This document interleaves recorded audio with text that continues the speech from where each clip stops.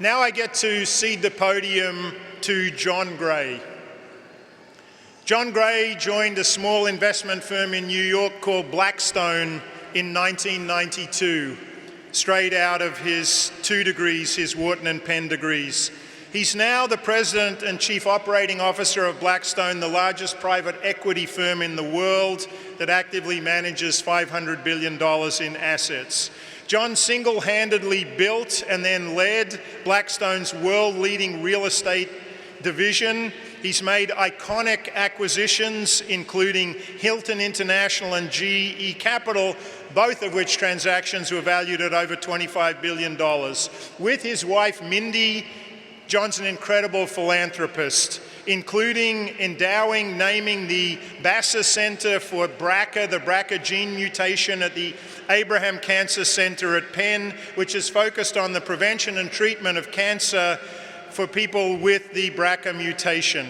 In addition to that, John and Mindy have invested incredible efforts in New York Kids Rise with a goal of lifting up the life chances of disadvantaged people in New York City. An incredible commitment and with incredible results. No surprise that John has received many honors. He's been on Vanity Fair's New Establishment list. He was on Forbes' Top 50 Givers list, Forbes 40 Under 40. He's been the Commercial Property Executive of the Year, and he's also been the Private Equity Real Estate Figure of the Year. John is very proud of his Wharton degree. He's also especially proud of his English degree at the Wharton School, among other things, because that's how he met his wife. Please join me in welcoming John Gray.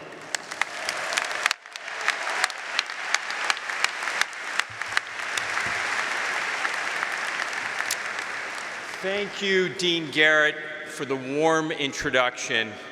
Hello and congratulations, Wharton Class of 2019.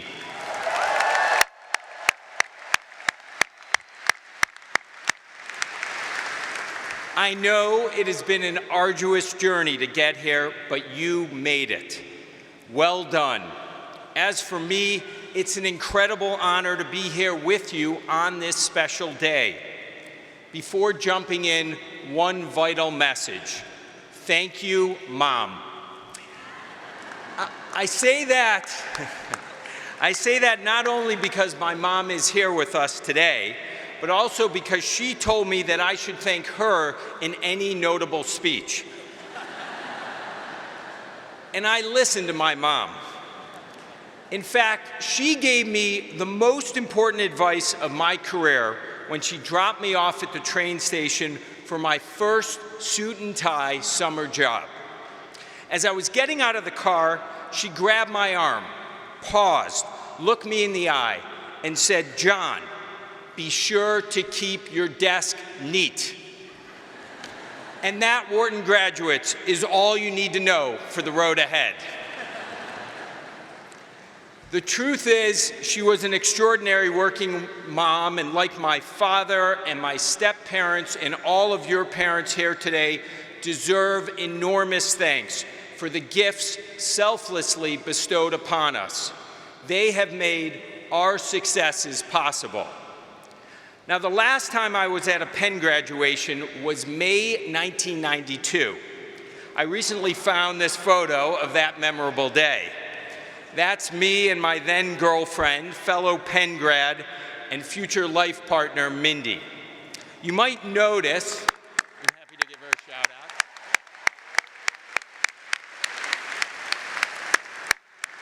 You might notice that I have a dangling earpiece. That's because I was engrossed in an epic Bulls versus Knicks Eastern Conference Championship game rather than listening intently to the ceremony. A few thoughts come to mind when I look at that photo. First, what the heck happened to me? Second, what the heck happened to the Bulls and Knicks? And third, thank goodness the Warriors game's tomorrow. Speaking of basketball, being here in the hallowed Palestra is a dream come true. I played and watched basketball my entire childhood, including the historic 1979 NCAA Final Four with Magic Johnson, Larry Bird, and the Cinderella Quakers of Penn. Yes, Penn. My own basketball career was not quite as magical. Sophomore year, I was cut from the team, but the varsity coach, in a stroke of mercy, chose me and 2 other kids to be on the practice squad, where we earned the patronizing nickname, the Puppies. Junior year, our varsity team had an awe-inspiring 1-23 record, and I was sitting on the bench. It doesn't get much lower than that. In my defense, I developed late, really late. One of my more memorable moments occurred on my 16th birthday. I had just received my driver's license, the pinnacle of coming of age in Highland Park, Illinois in 1986.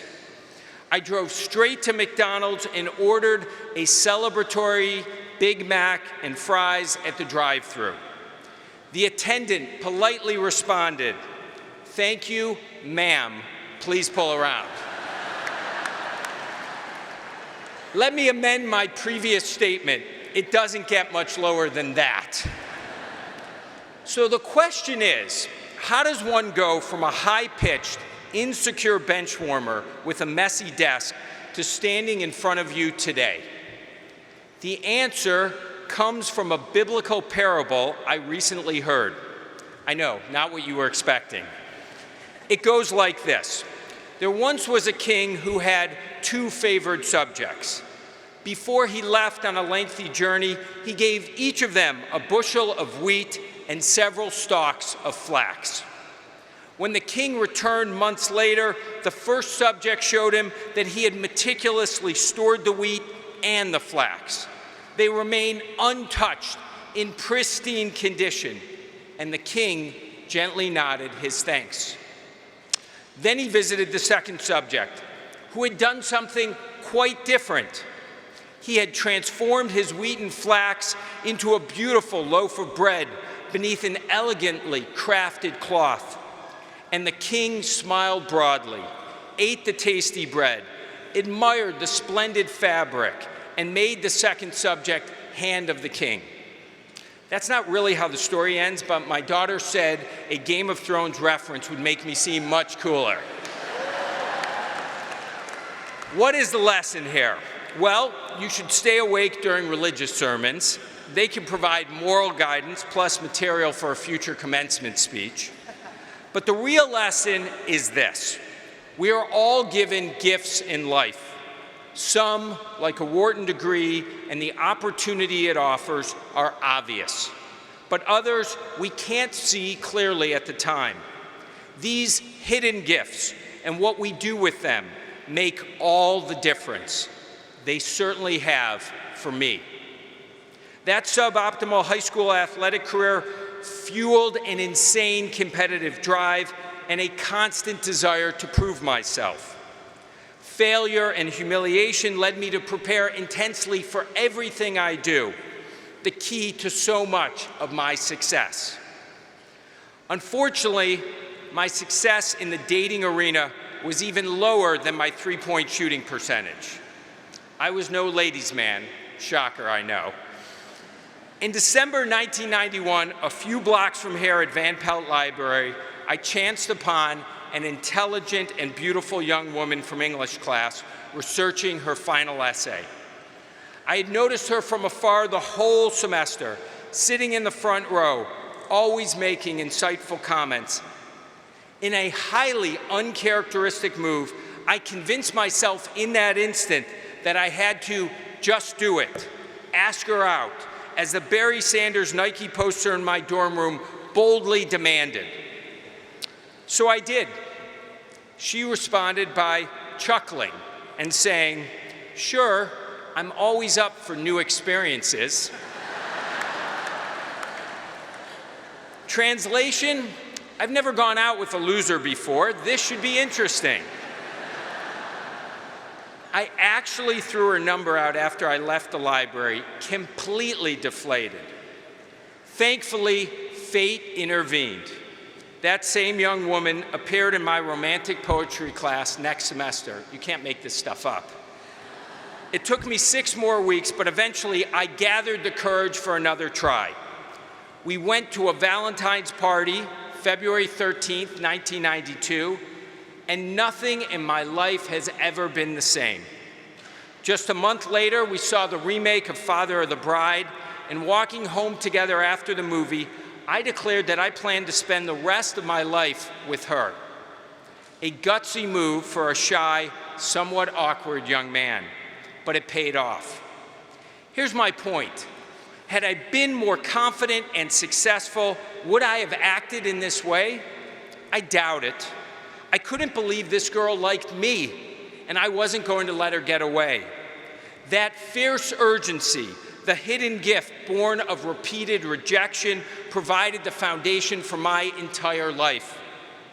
Mindy and I have shared an unbelievable journey together with lots of new experiences, and have raised 4 incredibly special daughters, all here today. Mindy has been instrumental in my career as my sounding board and pick-me-up when things go awry. She gave me the courage to believe in my instincts during the financial crisis when our investment results told me otherwise. And so I offer a slightly unconventional piece of advice. Find the right partner when you can. Life is often unforgiving. Having someone you love to share it with is invaluable. I know today it's hip to swipe left and right, but there's nothing like having that perfect partner to make everything better. Hold tight if you find them. A few weeks after my first date with Mindy, I got a job working for a small financial firm in New York City with less than 100 employees, Blackstone. I started that summer as an analyst working in M&A and private equity, and I quickly figured out my role. Run the models, make pitch books, and be sure to order dinner for everyone by 6:30 p.m. It was not an easy job, but I enjoyed it, particularly learning about investing and eating New York City Chinese food. About a year into the job, the real estate industry was coming out of a huge downturn, and the visionary founders of Blackstone, Steve Schwarzman and Pete Peterson, saw that there were lots of inexpensive properties to acquire. They partnered with my future mentor, John Schreiber, to lead the effort, but they needed some junior resources. I was asked if I wanted to move into this startup division with no people or dedicated capital in a decidedly less prestigious industry. Again, a hidden gift, an abundance of wheat and flax. Joining the real estate business meant I wasn't stuck in a cube anymore. I was meeting people, evaluating properties, and negotiating deals, learning about investing and seeing the country. The transactions were tiny in retrospect. A $6 million Virginia shopping center, an $11 million Colorado Springs hotel. But I was gaining confidence and skills. I loved it all. We delivered terrific returns for our investors, and the business grew swiftly. But then the music stopped. I got caught up in the dot-com mania of the late 90s, buying a few crummy office buildings in Northern California well above their intrinsic value. The largest one had a memorable tenant paying insanely high rent, GoBosh.com, AKA go big or stay home. I should have stayed home. When the bubble popped in 2001, I received a searing lesson, and you guessed it, a hidden gift, a reminder to never lose sight of fundamental value. In fact, while I wouldn't wish to repeat the bust of the dot-com bubble and accompanying recession, I realize now that it came with other hidden gifts as well. We almost lost our investment in the Savoy Group, a portfolio of London luxury hotels, following the tragedy of 9/11 and the ensuing global travel downturn. That experience taught me the importance of staying power, having sufficient liquidity and limited financial covenants so you could hold great assets through a recession.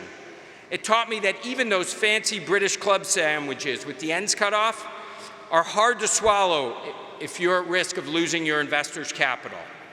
But more than anything else, It taught me to always keep your wits about you when things look most dire. Flash forward to 2007. We acquire Hilton Worldwide for $26 billion. We're in the big leagues now, buying the world's largest hotel company. Unbeknownst to us, it was the worst time major investment ever. Less than a year later, the global economy collapsed. A cyclical lodging investment made at the wrong time, using $20 billion of debt. We call that a career-shortening moment. Fortunately, those hidden gifts from the previous downturn gave Hilton a structure to ride through the storm and gave me faith in fundamental value. With sufficient time, extraordinary work by Chris Nassetta and the Hilton management team, and an additional investment by us, we came out the other side, having greatly expanded the business and producing a $14 billion gain for our investors. Not too shabby. From this harrowing experience, I may have received the greatest hidden gift of investing, maintaining conviction even when the world thinks differently. Everyone was convinced that Hilton was heading to bankruptcy, but we saw the strength of the underlying business. Hampton Inns and Hilton Gardens could conquer the world, and global travel would recover as the economy healed. So high conviction investing became my mantra post-crisis. It led us to buy 50,000 homes before the U.S. housing market recovered and to acquire over $50 billion of warehouses globally based on the explosive growth of online sales. Having conviction, going all in business, investing, and in life has underpinned so much of my good fortune. Of course, no story is all about good fortune. Some of the gifts we receive in life come painfully at unspeakable cost. Back in 2002, Mindy's magnificent sister, Faith Basser, died from a BRCA-related ovarian cancer. The BRCA mutation leads to greatly increased risks of certain cancers, particularly breast and ovarian. Faith's heartbreaking loss ultimately led us to partner with Penn Medicine to create the Basser Center for BRCA. Our goal was to establish a beacon of hope for families in the fight against this insidious mutation. The team and leadership at Basser and the progress they're making in early detection and vaccine development inspire us every day. Again and again throughout my life and career, I have found it has been those hidden gifts that have made the difference. They have given me the opportunity to lead an amazing company with hardworking, talented, and caring people. They've given me an incredible family that brings me unending joy most of the time. And they have made me optimistic that something positive can emerge even from life's toughest moments. Wharton Class of 2019, I offer you my heartfelt congratulations. I promise you too will be given an abundance of wheat and flax on your journey. Just remember, it's what you do with these gifts that matters. Thank you all. Go Wharton.